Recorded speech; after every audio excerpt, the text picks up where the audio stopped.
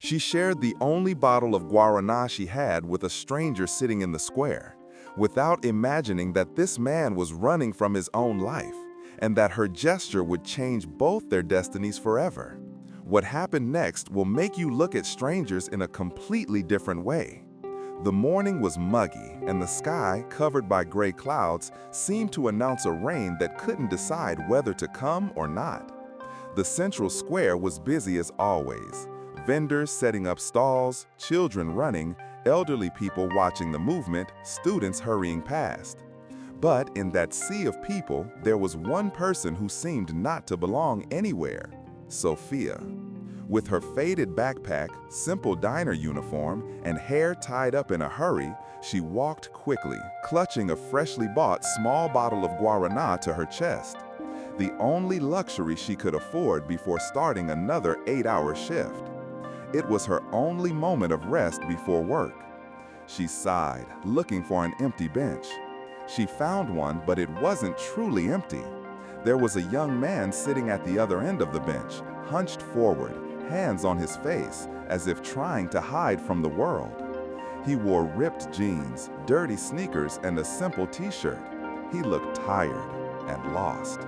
Sofia hesitated but sat down anyway. The young man only raised his eyes, without moving his head. He didn't seem dangerous. He seemed sad. For a few seconds, they were silent. The gentle wind rustled the trees, and Sofia opened the guaraná bottle, taking a small sip, as if she had to ration the flavor. She noticed the young man quickly glanced at the bottle, not in the intrusive way of someone who wants to take it, but in the silent way of someone who doesn't have the courage to ask. She knew that look well. She grew up watching her mother share the little she had with neighbors, friends, and even strangers. "We never go without when we share," her mother would say. "It only doubles the love." And even if she was struggling, Sofia couldn't ignore someone in need. "Do you want some?" she asked, extending the bottle. The young man straightened up, surprised. His eyes seemed to awaken. "No, you don't have to. I'm embarrassed." "You don't need to be," she smiled. "It's just guaraná. I'm sharing." He accepted but held the bottle carefully, as if it were too fragile for his hands. He took a slow, almost reverent sip. Then he returned it. "Thank you," he murmured. "That was the best sip I've had in a long time." Sofia smiled. It was just a small gesture, but the sparkle in his eyes was genuine. "My name is Sofia," she introduced herself. "Lucas," the young man replied, still a bit awkward. "Thank you, again." She noticed he spoke in a low voice, as if he wasn't used to talking. And there was something heavy in that voice, a weight she couldn't identify. "You look tired," she observed without thinking. Lucas laughed, but not a happy laugh. It was a short laugh, the laugh of someone carrying more than they can handle. "I am, I guess. I'm lost." "Lost how?" Sofia asked gently. Lucas took a few seconds before replying. "Like someone who has lived too much in the past and too little in the future." The phrase echoed in her head. He seemed like someone who had a lot to tell and no one to listen. Sofia checked the time on her phone and sighed. "I'm going to work some," she said, standing up. "If you want another sip, you can have the rest." Lucas's eyes widened. "No, no, it's yours. You're going to work. You need energy." Sofia chuckled softly. "Oh, if my energy depended on guaraná, I would have already fainted in the middle of the diner." Lucas smiled for the first time, a beautiful, sincere smile, but sad at the edges. "Which diner?" he asked. "The Sol Nascente diner on the corner of 8th Street, the one with the blue glass." "I know which one it is," he replied. "I've passed by it before." "So, if you ever want a good but cheap snack, stop by." Lucas seemed to hesitate. "Can I really stop by?" "Of course," Sofia replied naturally. "Just say you're my friend, and I'll give you a discount." He smiled again, but this time with surprise. "Friend? Even after I only drank your guaraná?" "Well," she shrugged, Sometimes that's how things start. Lucas looked at her as if he were seeing something rare, something he didn't know how to react to. Sofia waved and started to walk, but after 2 steps, she heard his voice behind her. "Sofia?" She turned around.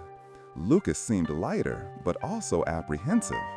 "Thank you," he said again. "You saved my day." She laughed. It was just guaraná, Lucas.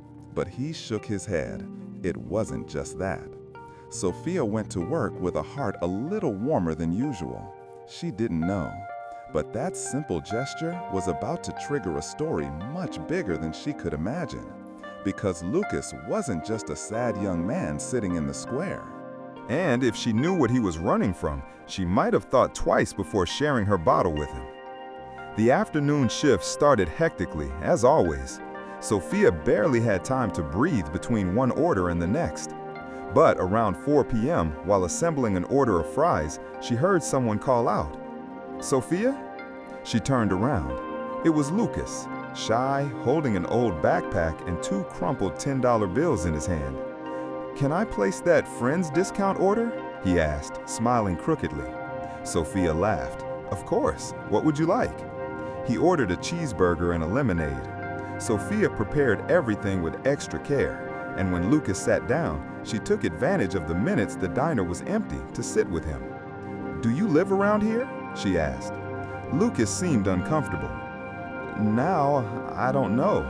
I'm kind of without a place." Sofia frowned. "What do you mean?" Lucas took a deep breath. It was the first time he had spoken about it with anyone. "I left my parents' house a few days ago. It wasn't a fight. I couldn't take it anymore. I needed to disappear." Sofia felt her heart clench. Disappear from what? Lucas swallowed hard. "From who I was." She tried to smile, but she was worried. "Lucas, are you okay?" He answered with his eyes, not with words. And his eyes said, "No." But they also said, "I don't want to talk about it now." They were interrupted by customers coming in, and Sofia went back to work. Lucas remained seated until he finished eating, and before leaving, he left the $10 bills on the table and a word written on a napkin. "Thank you." Sofia put the napkin inside her wallet. The rain finally fell. Sofia left work drenched, without an umbrella, trying to run to the bus stop. But someone appeared beside her, holding a large, somewhat old, but functional black umbrella. "You again?" she said, laughing. "I was just passing by." Lucas lied so poorly that Sofia almost burst out laughing. "Uh-huh, sure." He blushed. Okay, I came to wait for you." Her heart beat faster. "I hope you didn't just come for that." "I came because," he hesitated, "because you're the only person who has truly talked to me in months." She fell silent. The sound of the rain made the moment feel bigger. Lucas continued, "Sofia, can I tell you something?" "Of course." He took a deep breath. "If I tell you who I was, maybe you'll never want to talk to me again." "Lucas," she gently placed her hand on his shoulder. "No one stops being who they were, but everyone can choose who they want to be now." He closed his eyes, as if her words had deeply affected him. "So, can I try to tell you little by little?" "You can," she replied softly, "in your own time." Lucas smiled, the most genuine smile she had seen on him. "Can I walk you home?" "You can," she replied. And they walked together in the rain, sharing an old umbrella, a dark street, and the feeling that something was being born there. Something neither of them was prepared to deal with, but it was already too late to avoid. Because, that night, Lucas made a decision. The next day, he would tell her everything. Or he would lose Sofia forever. Lucas didn't sleep that night. He tossed and turned on the thin mattress he was using in the small rented room, listening to the rain beat against the window as if marking each of the turbulent thoughts that filled his mind. He wanted to tell the truth. He needed to tell her. But how do you tell someone you admire that your whole life is a lie? Or worse, that your past was something you weren't proud of? The words seemed simple, but their weight, too immense to utter. But he knew that if he didn't tell her, Sofia would eventually find out in a more painful way, and he would lose the only person who had made him feel alive in recent months. Sofia woke up with a flutter in her stomach, the good kind that arises when you're waiting for someone. She was sure Lucas would show up. He seemed determined when he said he wanted to tell her everything. She spent the morning shift wondering what could be so serious. Had he run away from home? Did he have family problems? Was it something that could hurt her?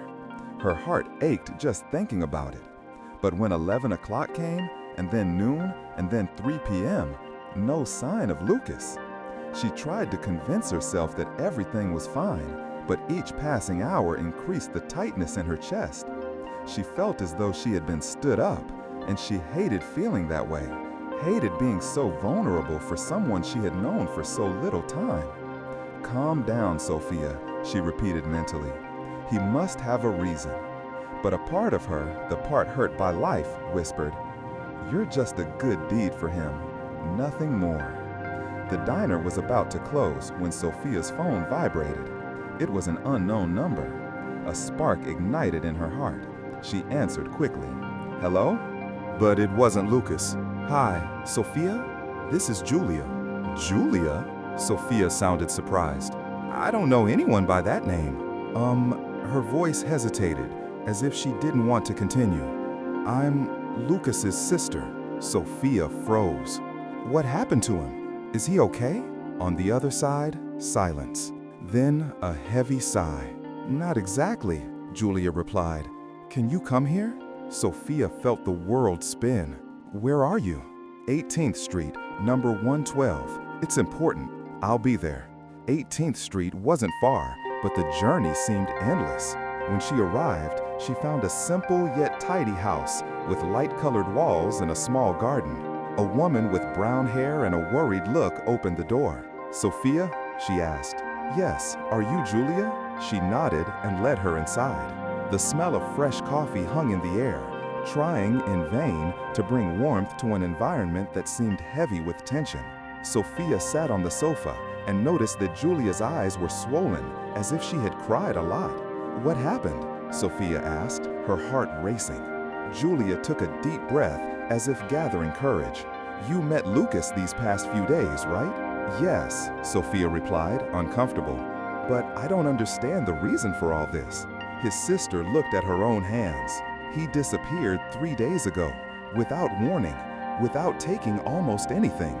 He just left a note saying, 'I need to breathe.'" Sofia's eyes widened. "He vanished?" "Vanished," Julia confirmed. "Until this morning, he sent me a message. It was short, just said he was fine and that he might look for you." Sofia felt her stomach churn. Lucas had said he would tell her everything.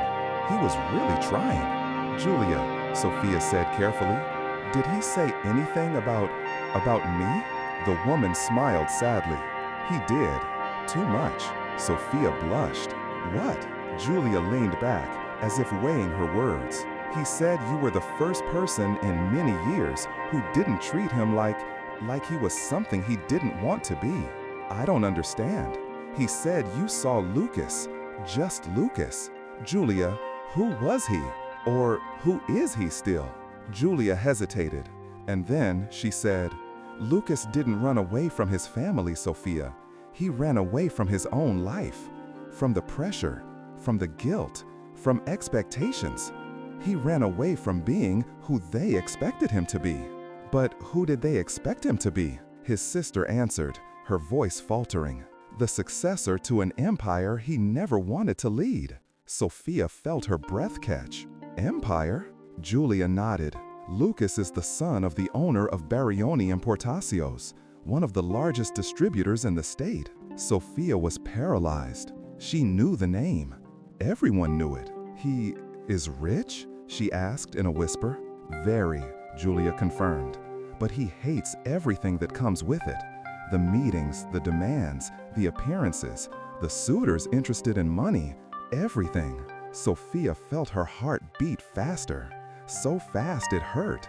It was as if she was reliving Leticia and Jefferson's story, but with her own name in place. Was this real? Or was it just another version of someone tired of their own wealth, pretending to be ordinary? She shivered. Julia noticed. Sofia, before you think nonsense, he didn't lie to you. Not on purpose. He didn't say because he never knew how to say it without scaring you away. Sofia swallowed hard. He should have told me. Yes, Julia replied sincerely. But he's scared of losing the few people who treat him like a human. Sofia remained silent. Julia took a deep breath once more. He's in a cheap boarding house on Rua das Palmeiras. I know which one. He sent me the location earlier today. Why are you telling me this? Sofia asked, confused. His sister smiled sadly. Because I've never heard him talk about anyone the way he talked about you. The words felt heavy and sweet and frightening. Sofia felt a knot form in her chest. She was confused, hurt, surprised, but above all, worried. Julia, is he really okay? No, his sister replied softly. He's been broken inside for years, and now he's afraid of hurting you by accident. Silence. Dense. Real. Can I ask you a question? Julia said. Of course. Do you miss him? Sofia couldn't answer, because the answer was obvious and painful. Yes, she missed him as if they had known each other for years. Sofia climbed the narrow stairs of the boarding house. The corridor smelled of cigarette smoke and mold. She was a mix of nervousness, anger, and hope. She knocked on the door of room 12. Once, twice, thrice, until she heard shuffling footsteps. The door opened slowly, and Lucas appeared. He looked thinner, as if he had skipped meals. He had deep, dark circles under his eyes, and when he saw Sofia, he froze. Sofia, can we talk? She said firmly. He stepped aside, not daring to look directly into her eyes. Sofia entered. The room was tiny. There was only a bed, a thin mattress, and a backpack in the corner.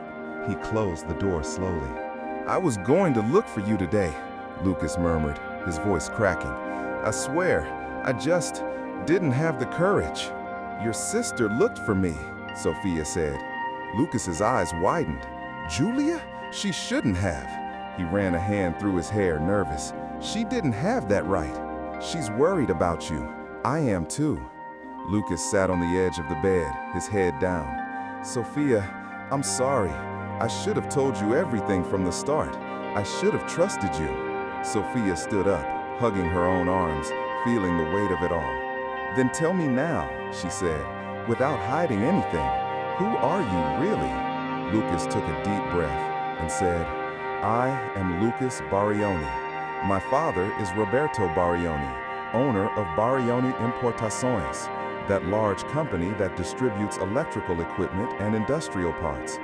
They want me to take over everything, for me to continue the family name. But that was never my dream, never. Sofia didn't react. She waited for him to continue. After my mother died, everything got even worse. I became the perfect heir. The family started using me as a display. People started treating me as if I was only worth my last name. I was a chess piece on the Barioni family board. Sofia clenched her hands. Lucas continued. I tried to please, tried to be the ideal son, the perfect successor, but I was suffocating, losing who I was. So I ran away. I packed my clothes, some money, and disappeared. I hid where no one would recognize me, in the square, in simple places, among real people. He looked up. When you shared your guaraná with me, that was the first time in years someone was kind to me without wanting anything in return. Sofia felt an impact in her chest. Lucas, you deceived me. He lowered his gaze. I know, and I've regretted it since the moment I realized I wanted you in my life. I should have told you, but I was afraid you would push me away, afraid you would think I was playing with your feelings. His voice broke, and I would never, ever do that to you. Sofia remained silent. Lucas seemed to plead with his eyes. I owe you the truth, all of it, he continued. But before I tell you the rest, I need to know one thing. He swallowed hard. After all this, do you still want to hear? Sofia felt her throat tighten. She didn't know what to answer, because she was torn between two versions of Lucas, the guy who shared the rain with her, and the heir who shared too many secrets with silence. Sofia took a deep breath. I don't know, Lucas. I don't know what to feel. I don't know if I trust you. I don't know if I'm hurt or scared or sorry. I just know that you messed with my life, and now I have no idea what to do with that. Lucas lowered his head. I understand, she continued. I need to know the rest. I need to hear everything. But if I don't like what I hear, I'll leave and I won't come back. Lucas nodded, his eyes shining. Then I'll tell you everything, absolutely everything, without hiding anything. He took a deep breath as if preparing to dive in. Sofia, the real reason I ran away wasn't just the pressure. It was because I discovered a much bigger lie within the family itself, something that, if it comes to light, could destroy a lot of people. Sofia's eyes widened, but Lucas continued, and you came into my life right in the middle of it. Silence, dense, strong, full of things yet unsaid. Sofia, he murmured, promise you won't leave before I finish. Sofia took a deep breath and said, then finish. Lucas closed his eyes and began. Lucas took a deep breath, gathering courage, and looked at Sofia as if he were handing her something much heavier than words. Before I tell you what really happened, I need you to understand that I'm not saying this to play the victim, he said, his voice hoarse. I'm saying it because you deserve to know what brought me here, to you. Sofia crossed her arms, feeling a tightness in her chest, but gave a gentle nod, indicating he could continue. Lucas ran his hands through his hair and stood up, as if it were impossible to say it sitting down. My mother died when I was 20, but she didn't die in peace. She died believing in something I discovered was a lie. Sofia's eyes widened. What lie? She asked. Lucas pressed his lips together, fighting back emotion. She believed my father was an honorable man, an exemplary businessman, a respected leader. But after she died, I discovered he was involved in illegal dealings, serious things, very serious. Sofia felt her skin prickle. Lucas, I found hidden documents, he continued, forged contracts, doctored invoices, illegal shipments entering the port under the company's name. My father was part of a huge money laundering scheme, and I couldn't look at him anymore. I couldn't sit in the same meetings anymore, pretend everything was fine, talk about company succession when I knew the foundation of it was rotten. Sofia remained still. Lucas took a deep breath. I confronted him. He said I didn't understand, that that's how the world worked, that one day I'd be grateful he kept the business running. I almost threw up when I heard that. He turned to the guest house window, looking at the gray street. The next day, I packed my bags and disappeared, and I promised myself I'd never go back to that world. I'd never be part of that filth again. Sofia felt a wave of sadness, empathy, and shock all at once. Lucas, you were carrying this alone? He laughed without humor, alone and suffocating, until you showed up. His eyes met hers with an honesty Sofia didn't expect. I didn't know what lightness felt like until you shared that guarana with me. It might seem like little to you, but to me, it was everything. It was a reminder that there are good people in the world, people who don't expect anything in return, people who see you, not what you represent. Sofia felt something warm rise in her chest, a mixture of pain and something that felt like affection. Lucas took a step towards her.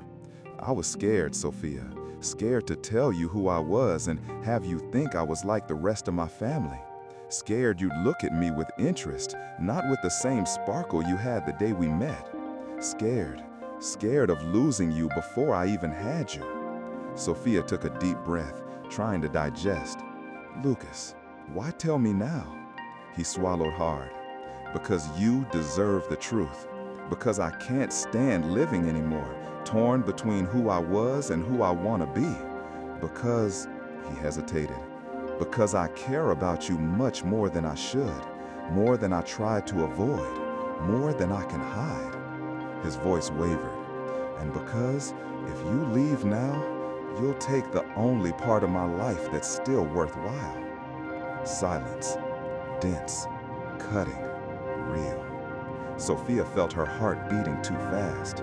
She seemed to be at an emotional crossroads, without a signpost. She took a deep breath.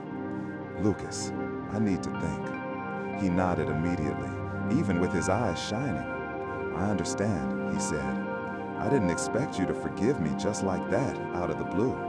I just wanted you to know, before you decide, who I really am. Sophia opened the door, but before leaving, she said one last thing. I'll be back tomorrow, and I hope you're here.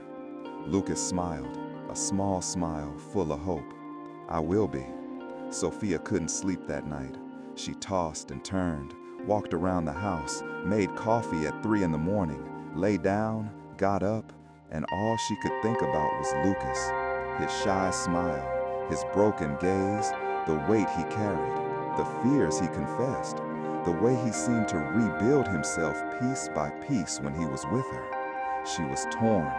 Lucas had lied, but not to deceive her. He had omitted, but because he was afraid.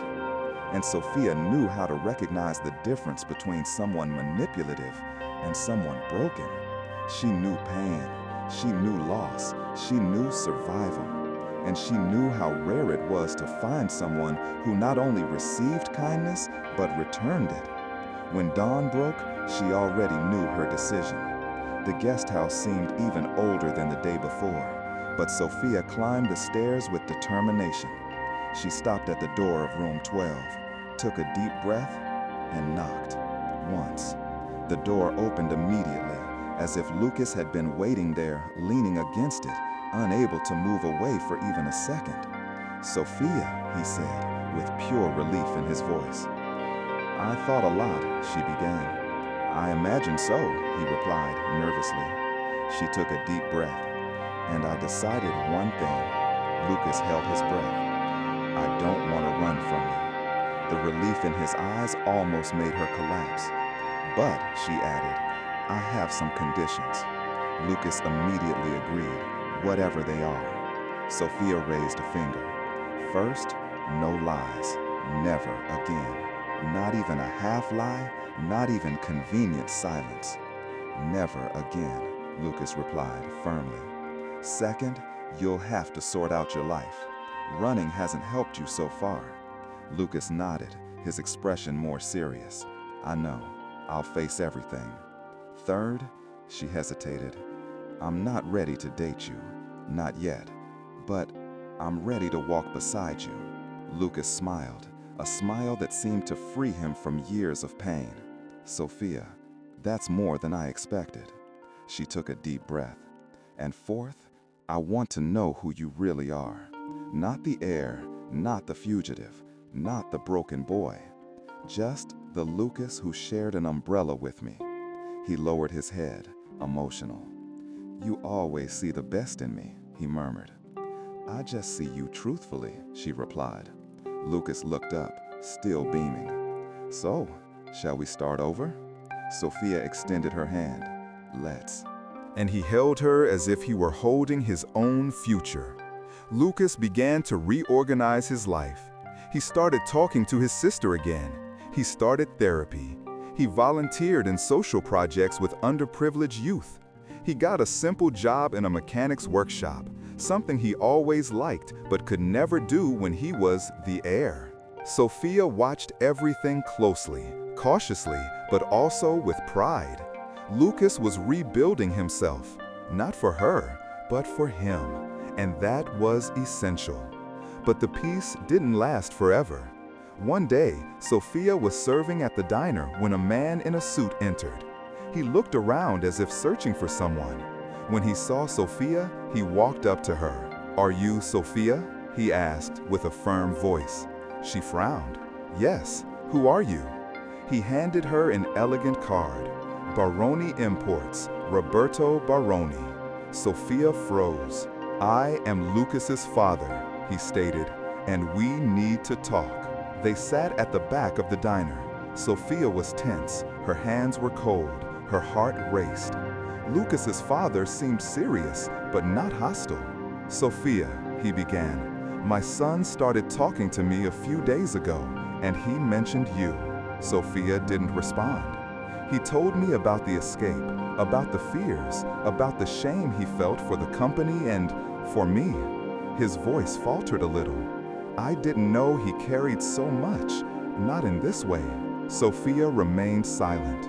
Roberto took a deep breath. "I didn't come to ask you to stay away, nor to protect him. I came to thank you." She widened her eyes. "Thank? You were the only person in many years who saw my son as a human being, and not as a position, a surname, an heir. You saved him from himself, more than I ever could." Sofia felt her throat tighten. "I just shared a guaraná," she said softly. "No, you gave him what no one else did, humanity." He continued. "Lucas decided he wants to reveal everything about the illegal business," his father confessed. "And this could destroy the company. It could destroy our family. It could destroy me." His eyes filled with pain. "But I won't stop him, because he's right. I need to face the consequences of my choices." Sofia felt a strong impact. "He's going to need support," Roberto said, "and he's going to need you, if you're willing." Sofia took a deep breath. "I am." Roberto smiled, a sad but sincere smile, and he stood up. "Thank you, Sofia, for seeing the best in him, even when he could only see the worst." In the following months, Lucas and his father faced a process that changed everything. Internal investigation, restructuring, heavy fines, dissolution of illicit contracts, closure of entire divisions of the company, deep cleaning, moral and legal. It was painful, it was exhausting, it was liberating. And Sofia was there, not as a girlfriend, but as a safe haven. And gradually, Lucas began to become someone new. Not the heir, not the fugitive, not the broken man, but someone whole, someone capable of loving without fear. It was a quiet night. Sofia and Lucas walked through the same square where everything began. "Remember this place?" Sofia asked, smiling. "How could I forget?" Lucas replied. "It's where everything started." She laughed. "All because of a guaraná. All because of you," he corrected. They sat on the bench, the same bench. Lucas seemed nervous. "Sofia," he said, gently holding her hand. She looked at him. "I know you weren't ready before, but now I want to ask you again." He took a deep, emotional breath. "Will you be my girlfriend?" Sofia smiled, her eyes welling up. "Lucas, I don't just want to be your girlfriend. I want to walk with you from now on. In fact, I think I've been walking with you for a long time." He smiled, relieved, happy, and they hugged. A hug of beginning, a hug of promise, a hug of rebirth. Sofia opened a small artisan candy shop in the neighborhood, an old dream. Lucas opened a community workshop teaching young people to repair motorcycles and cars. Baroni Imports became an ethical, transparent company focused on social projects. And sometimes they still go to the square to share a guaraná, just to remember that the simplest thing can change an entire life. Sofia looks at Lucas and says, "You know what's crazier about this whole story?" "What?" He smiles. "That I didn't do anything special. I just was kind." He holds her hand. Sometimes kindness is all the world needs to change. And they keep walking. Two strangers who, by chance, were lucky enough to meet. Or perhaps fate. If you watched this story until here, leave your like, subscribe to the channel, and comment below. I believe in the power of kindness.